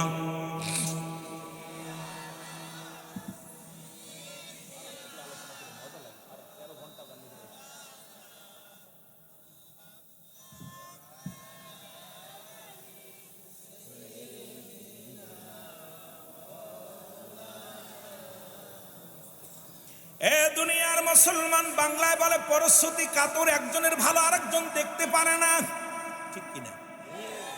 আর রাসূল বলছে বাল হুয়া কিলাম, অনেক আলেম ওলামা আছেন, রাসূল বলছে এই দুনিয়াটা হলো পচা দুর্গন্ধ মরি। মানুষের চরিত্র হলো কুকুরের চরিত্র। কুকুর যেমন দুনিয়ার মধ্যে সব মুসলমান মরি পাইলে খুশি হয়, দেখবেন আপনাদের এলাকার মধ্যে যদি একটা গরু মারা যায়, এটা যদি কোনো কুকুর আগে টের পায়, ওর জীবনতে এত বড় মুড়ি খাইতে পারবে না, কিন্তু কাউকে ভাগ দিবে না, ওর সামনে খাইয়া দাঁড়ায় থাকবে। এই! এই! কোন দিয়ে এত বড় একটা মুড়ি কেউ খাইতে পারবে? কিন্তু ওর চক্ষু লজ্জা নেই, কাউকে ভাগ দেবে না, ও নিজে যাইতে বাইরে কাম নিয়ে একদম ঠ্যাং ঠুং খোড়া করে ফেলবে। জোরে বলেন ঠিক কিনা? মুসলমানদের অবস্থা কি অবস্থা খুব খেয়াল করবেন। ও যুবক ভাইরা আমার, বন্ধুরা আমার, এই খালি কুকুরে মরি খায় না, আরো প্রাণী খায়, যদি কাকেও খায়। যদি বলা হয় এই জমিনের মধ্যে একটা গরু মারা গেছে মুসলমান, এই নাসিমপুরের জমিনের মধ্যে, দেখা যায় কাকগুলো চক্ষু লজ্জা আছে, কা কা করে সিলেট অঞ্চলে সুনামগঞ্জের যত সাতকের জমিনে যত কাক আছে সবাইকে খবর দেয়। কেউ হাত পাও খায়, কেউ লেজ খায়, কেউ বুড়ি খায়, কেউ চোখ খায়। মুসলমান কাকের চক্ষু লজ্জা আছে, তার জাতি ভাইকে ঠগায় না, এরা বাগাবাগি করে খায়। আর কুকুরের চক্ষু লজ্জা নাই, একাই খাইতে চায়। বর্তমান মুসলমানদের অবস্থা একই রকম হয়ে গেছে। কুকুরের চরিত্র কেউ কারো সহ্য করতে পারে না। আজকে মুসলমানদের মধ্যে এ পীর ও পীরকে দেখতে পারে না, মাদ্রাসার ছাত্র বাইরে দেখতে পারে না। আজকে সমাজের মধ্যে যতদিন পর্যন্ত মুসলমান কুকের মধ্যে প্ল্যাটফর্মের মধ্যে না দাঁড়াইবে, ততক্ষণ পর্যন্ত জুতার বাড়ি খাওয়া মাফ হবে না। জোরে জোরে বলেন ঠিক কিনা? ওকায় সোহ টুপি, ওকায় গোল টুপি, ওকায় ফারা পাঞ্জাবি, ওকায় গোল পাঞ্জাবি, ওকায় মিসাক কর, ওকায় বিরাজ কর, ঠিক না? এই যে শুরু হলো, আমরা আলেমরা এক হতে পারি নাই, কারণ আমাদের ভিতরে এই যে ফখর, ক্ষমতার লোভ, ক্ষমতার দাপট, এগুলো বন্ধ করে যদি এক প্ল্যাটফর্মের মধ্যে আমরা সবাই আসতে পারতাম, খোদার কসম নির্বাচন লাগতো না। এই মুসলিম জাতি, ইসলামী দল যত আছে, যদি এক প্ল্যাটফর্মের মধ্যে দাঁড়াইতে পারতাম, আমাদের বিজয় ঠেকানোর মতো কেউ ছিল না। জোরে বলেন ঠিক কিনা? কিন্তু আমাদের অবস্থা কলা গাছ আমার নাকি তাল গাছ আমার, সালিসমানি এটা করে যে বাল্য হওয়াকে লাভ। নবীজি এই 1500 বছর আগে বলে গেছে, এ মুসলমান, 1400-1500 বছর আগে বলে গেছে। ঠিক চরিত্রটা আজকে দেখতেছি কোথাও কোনো মিল নাই। কেন কেন যেন আপনার সঙ্গে আমার ভালোবাসা নাই, আরেকজনের সঙ্গে ভালোবাসা নাই। কারণটা কি? এটা আমার ভাইয়েরা, আমার বন্ধুরা আমার, এই জন্য বাংলায় বললাম, পরশ্রুতি কাতর একজনের ভালো আর একজন দেখতে পারে না। আল হাসান হুসাইন রাসূল বলে গেলেন, আমার ওফাতের পরে আমার হাসান হুসাইন আগামী দিনে নেতৃত্ব দিবে। কি নেতৃত্ব দিবে? সেটা হলো কোরআন হাদিস ইজমা কিয়াস অনুযায়ী আমি রাসূলের সুন্নাতি ভিত্তিতে কারণ দেশটা পরিচালনা করবেন। হাদিসের ভিত্তিতে, কোরআনের ভিত্তিতে আলোচনা হবে, এটা দ্বারা দেশ পরিচালনা হবে। আমার ওফাতের পরে আল হাসান আল হুসাইন এই রাজ্যটা, দেশটা পরিচালনা করবে। আমার নবী ইন্তেকাল করলেন, আমার বাবারা, আমার রাসূলের পাক সাল্লাল্লাহু আলাইহি ওয়াসাল্লামের 4 খলিফা দুনিয়া থেকে বিদায় হয়ে গেলেন। মা ফাতেমার বিদায় হয়ে গেল, নবীজির মুসলমান হযরত আলী রাদিয়াল্লাহু তাআলার বিদায় হয়ে গেল। আসলামীর মুয়াবিয়ার যুগ শুনে না, উনিও নবীর সাহাবী। উনি যখন আসলেন পৃথিবীর মধ্যে, মানুষকে কি করে? মানুষকে লোভ এমন একটা জায়গায় পৌঁছায় দেয় যেখান থেকে মানুষ নষ্টের মুসলমান শেষ প্রান্তে পৌঁছে যায়। মানুষ অতি লোভে, যখন আমাদের মাগুরা জেলায় একটা কথা বলে, অতি লোভে তাতন নষ্ট।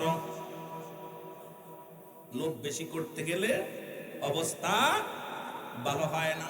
ও যুবক বন্ধুরা আমার, শুনে নাও, আমিরে মুয়াবিয়া দেশ পরিচালনা করলেন। ওনার একটা ছেলে হলো, লম্বা ইতিহাস, এত বলতে গেলে সময় লাগবে, এতগুলো বলতে গেলে আমাকে সময় দিতে পারবো না আপনাদেরকে। যদি আবার কোনোদিন পায়, তাহলে আপনাদেরকে বাল্য জীবন নিয়ে আলোচনা করব। ওই মা ফাতেমার বিবাহর কাহিনী নিয়ে আলোচনা শুরু করতে হবে, কেমনে বিয়ে হলো শেরে খোদা হযরত আলীর সঙ্গে। এইটা নিয়ে আলোচনা করতে গেলে আরো 1.5 ঘন্টা 2 ঘন্টা পিছিয়ে যাবেন আলোচনা। এরপরে হাসান হুসাইন কেমনে আইলো, তাদের ভবিষ্যৎ মুসলমান জীবনী নিয়ে আলোচনা করতে গেলে লম্বা আলোচনা। আমি যে কথাগুলো বলি খুব খেয়াল করবেন, যেটা আপনাদেরকে আমি একদম সংক্ষেপে ছোট্ট একটা বই বানিয়ে, কিতাব বানিয়ে দিয়ে যাব, যেটা আপনাদের জানার জন্য, বোঝার জন্য একদম সহজ হয়ে যাবে। জোরে জোরে চিল্লায় বলো মারহাবা, আর জোরে জোরে চিল্লায় বলা যাবে আল্লাহু আকবার। আমরা মদিনায় যাব, আমরা নবীকে দেখব, বলেন মদিনার পাগল আমরা নবীজির পাগল বলেন মদিনা মদিনার দুলবালি মর মদিনার দুলবালি মর চোখেরই কাজল আমরা মদিনার পাগল আরো জোরে বলেন আমরা নবীজির পাগল আমরা মদিনার পাগল বলো মদিনার পাগল এ দুনিয়ার মুসলমান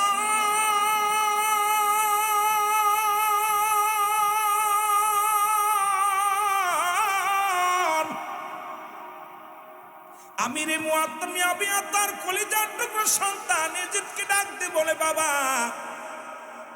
কারণ আমাদের তো বাংলাদেশে এখন কেমন রেয়াজ হয়ে গেছে যে ক্ষমতায় থাকে তার ছেলে আসবে না বউ আসবে না মেয়ে আসবে ঠিক কি যে একটা শুরু হলো কি যে একটা অবস্থারে মুসলমান শুনে নাও এই সিয়ার কেউ ছাড়তে চায় না এই সিয়ারটাতে কত ভয়ঙ্কর ওরে বাদশা মুসলমান শুনে নাও ওই বালকের বাচ্চা ইব্রাহিমের জীবনীটা পড়লে আপনি বুঝতে পারবেন এই সিয়ারটা যে কত প্রিয় রে এই সিয়ারের লোভ কেউ সামলাতে পারে না এই মুসলমানিটার লোভ কেউ ছাড়তে পারে না কারণ এই সিয়ার যে আপনার ক্ষতির আজকে দুনিয়ার মধ্যে ক্ষতি ডেকে আনতেছে দুনিয়ার মধ্যে বিপদ ডেকে আনতেছে এটা আমরা অনেকেই ভুলে যাই আর এর মধ্যে বসলেই দেখবেন পরিবর্তন চেয়ারের পরিবর্তন হয়ে যায় মনের পরিবর্তন হয়ে যায় হৃদয়ের পরিবর্তন হয়ে যায় ও যুবক বন্ধুরা শোনো গো আমিরে মুআবিয়া ডাক দিয়ে কয় জিদ কারণ এই পৃথিবীর মধ্যে আমার ইন্তেকালের পরে আমার বর্তমানে আল হাসান আল হুসাইন নেতৃত্ব দিবে দেশ পরিচালনা করবে আমার নবীজি বলে গেছেন জোরে জোরে চিল্লায় বলা যাবে না মারহাবা আব্বা প্রধানমন্ত্রী আমি হব আগামী দিনে প্রধানমন্ত্রী বাপ মাজার রেখে গেছি তো আমি দায়িত্ব করি কেমনে কি করে এটা কি মেনে নেওয়া যায় মানা যাবে না এটা মেনে নেওয়া যাবে না রে মুসলমান শুনে নাও গোপনে গোপনে ষড়যন্ত্র শুরু করলো কিভাবে তারে শেষ করা যায় অতীতেও ছিল মুসলমানদের শেষ করেছে রে মুসলমানেরা পৃথিবীর মধ্যে সবচেয়ে মুনাফিকরা ইসলামের যত ক্ষতি করেছে এর চাইতে কাফের বেঈমানেরা এত বড় ক্ষতি করি না ইসলামটাকে সবচেয়ে মুনাফিকরা যেইভাবে ক্ষতি করেছে জোরে বলেন ঠিক কিনা আল্লাহ কমিনান নাস মানুষের মধ্যে মায়া করে তারা বলবে আমান্না তার ঈমান আনছে বিল্লাহি আল্লাহর প্রতি আখিরাতের প্রতি বিশ্বাস স্থাপন করেছে ওমা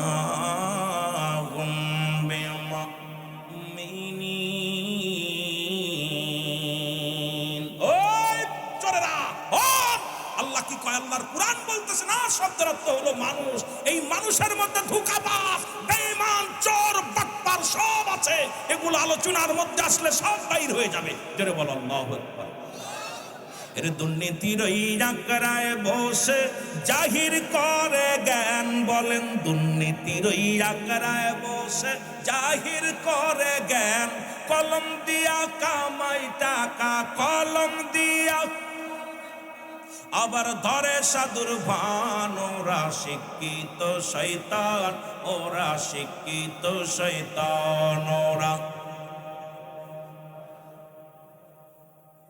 আওয়াজ জোর না হলে হবে না জোরে জোরে বলা যাবে না ওরা শিক্ষিত শয়তান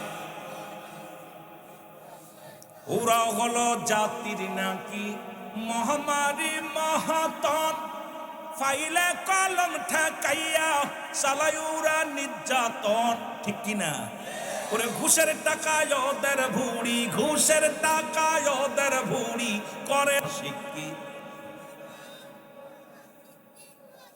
আরো জোরে জোরে বলা লাগবে ওরা শিক্ষিত শয়তান ওরা শিক্ষিত শয়তান ওরা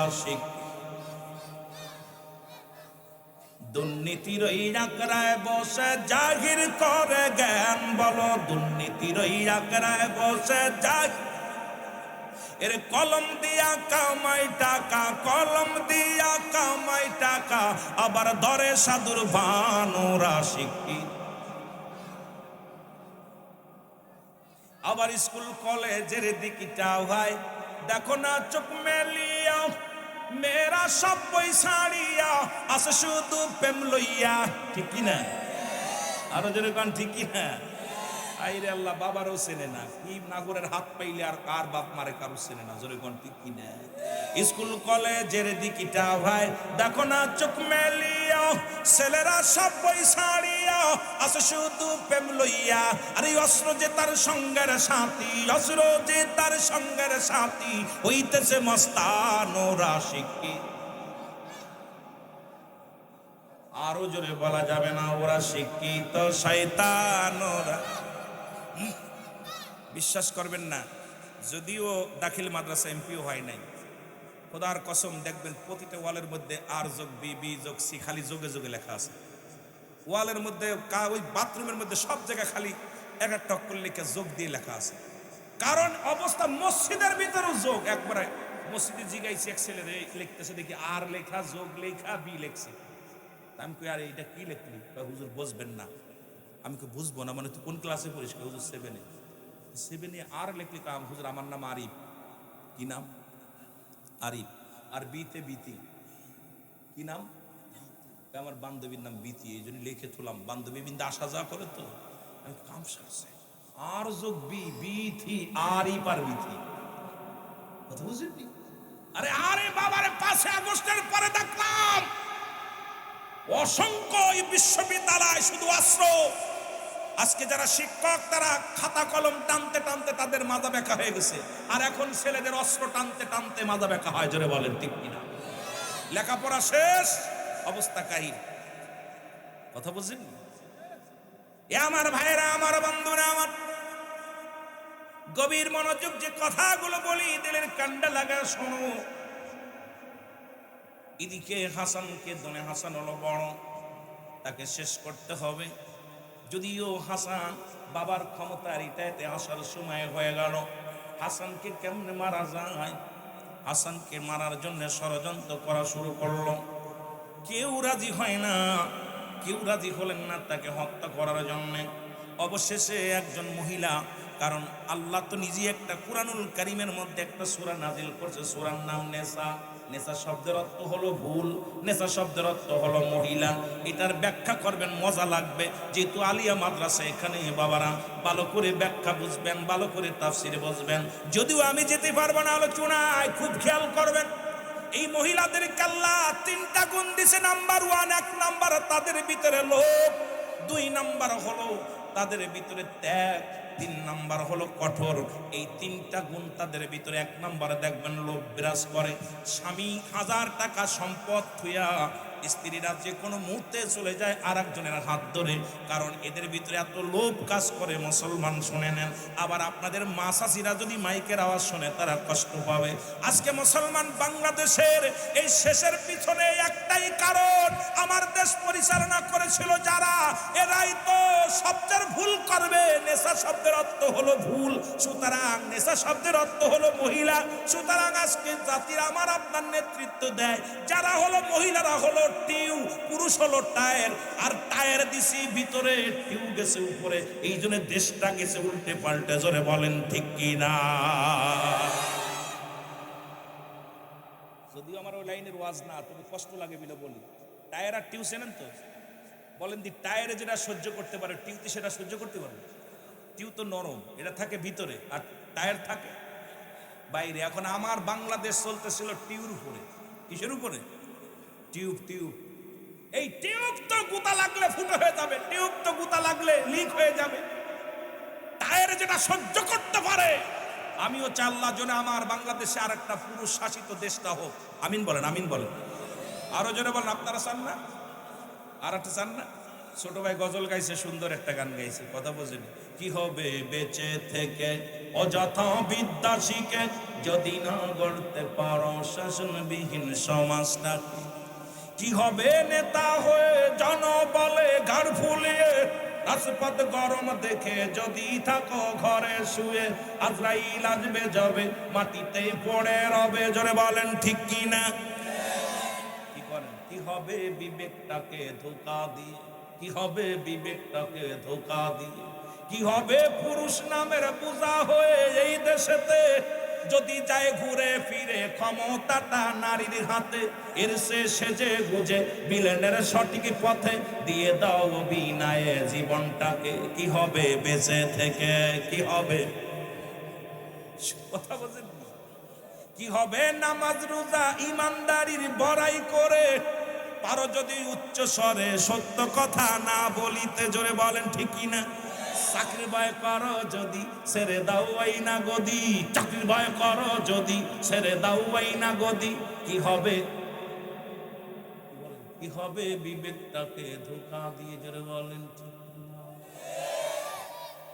কেউ কথা বলি না, সব মাথার উপরে প্রতিমা বানাইয়া কত মসজিদ, কত হাজার হাজার মাদ্রাসায় এত বড় বড় লেকচার দিই আমরা, প্রিন্সিপাল প্রফেসর সব লেকচার দিই, আরবি প্রভাষক তার মাথার উপরে, তাফসির কারকের মাথার উপরে প্রতিমা ঝুলনে থাকে, আবার বড় বড় কথা বলার ক্ষমতা নাই, কারণ বলতে পারি নাই চাকরি ঠেকানোর জন্য। জোরে বলেন ঠিক কিনা? জোরে বলেন ঠিক কিনা? আওয়াজে জোরে নাই, ভয় পাননি? আমি 700 কিলো দূর থেকে যদি ভয় না পাই, আপনি কেন ভয় পাবেন? কেন ভয় পাবেন? কারণ মরতে হবেই, এইটা থেকে বাঁচার কোনো পথ বলেন দি। আজ মলু মরবো, কাল মলু মরবো, কথা বলছেন দি? পয়সা থেকে লাভ আছে? এগুলো দেইকা নিজেরা দুর্নীতি করবো না, কারোর করতেও দিব না। জোরে বলেন ঠিক কিনা? উচ্চ গলায় বলতে হবে, জোরে বলেন ঠিক কিনা? আমার ভাইরা, আমার বন্ধুরা, আমার হুসাইন রাদিয়াল্লাহু, হাসান রাদিয়াল্লাহু তাআলাকে বিষের পেয়ালা পান করাইলো।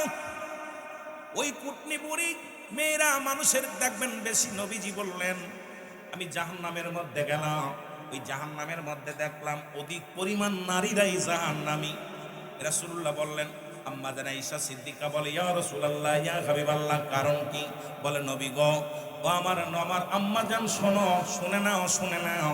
নবীজি তার বিবিদেরকে বললেন, ওই সমস্ত নারীরা ওই পৃথিবীর মধ্যে স্বামীর নামে লানত করত, এই লানতকারী মহিলারা জাহান্নামের মধ্যে বেশি পরিমাণ, অধিক পরিমাণ জাহান্নামী। আর একটা জাহান্নামে দেখলেন, মুসলমান শুনে নাও, এই দুনিয়ার মধ্যে গীবাতখোর, সুদখোর আর ঘুষখোর নবী দেখলেন আগুনের নদীর মধ্যে তাদের নিক্ষেপ করা হয়, আর আগুনের গুল্লাগুলো ধরে ধরে তারা খাইতেছে। রাসূল বললেন, ওরা কারা রে জিবরিল? বলে, হুজুর, এই দুনিয়ার মধ্যে এরা ছিল পৃথিবীর মধ্যে সবচেয়ে গীবাতখোর, আর ছিল ঘুষখোর আর সুদখোর। এই 3 শ্রেণীর মানুষকে এই নদীর মধ্যে নিক্ষেপ করা হবে।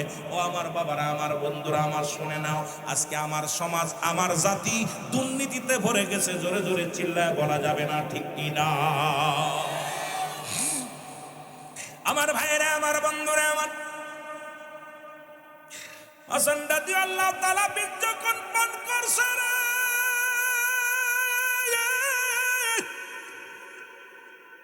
হাত পা যখন গোছাছে রে, গায়ের পট্ট যখন লীল হয়ে গেছে রে, ডাক দিয়ে বলে, কোথায় রে আমার ভাই হোসেন?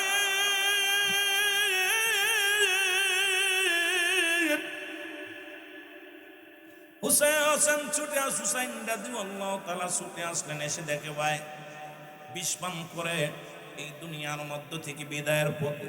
ডাক দে বলে, ভাই রে, কে তোরে বিষ পান করাইছে বলো? বলে, ভাই রে, আমি বলবো না আমি বিষ পান করাইছি, কে বলবো না, তবে আমার পরে তোমার বিপদ আসবে। যেদিন ওই বিপদের মধ্যে পড়বা, সেদিন দুনিয়ার কোনো মানুষের ডাক দিবা না, সেদিন রাহমাতুল লিল আলামিন নবীকে ডাকবা। জোরে জোরে চিল্লায় বলা যাবে না আল্লাহু আকবার। চির বিদায় দাও হে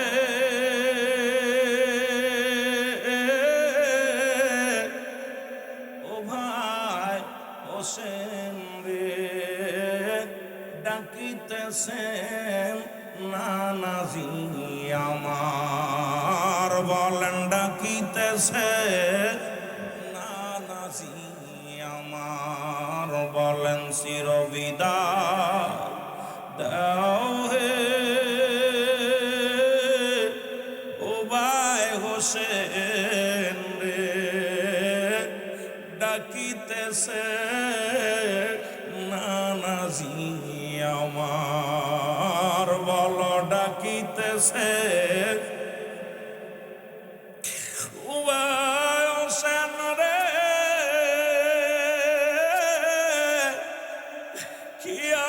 জালিল বুকে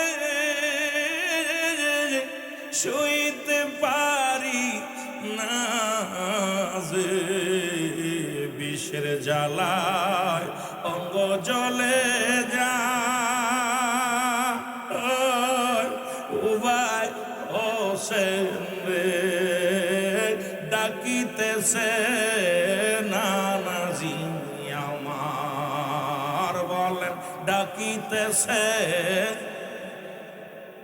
চোখের পানি ছেড়ে ছেড়ে বলেন চির বিদায় দাও গে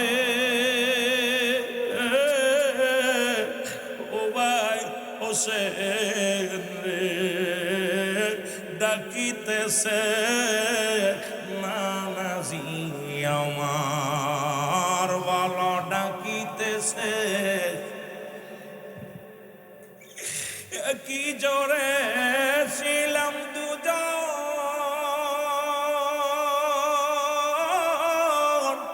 সুখে দুঃখে করতাম আলাপ গো, ডাকে মোরে কবুল করছে দোয়া আল্লাহ জিয়া আমার। ও ভাই হোসেন রে ডাকিতেছে নবীজি আমার, বলো ডাকিতেছে।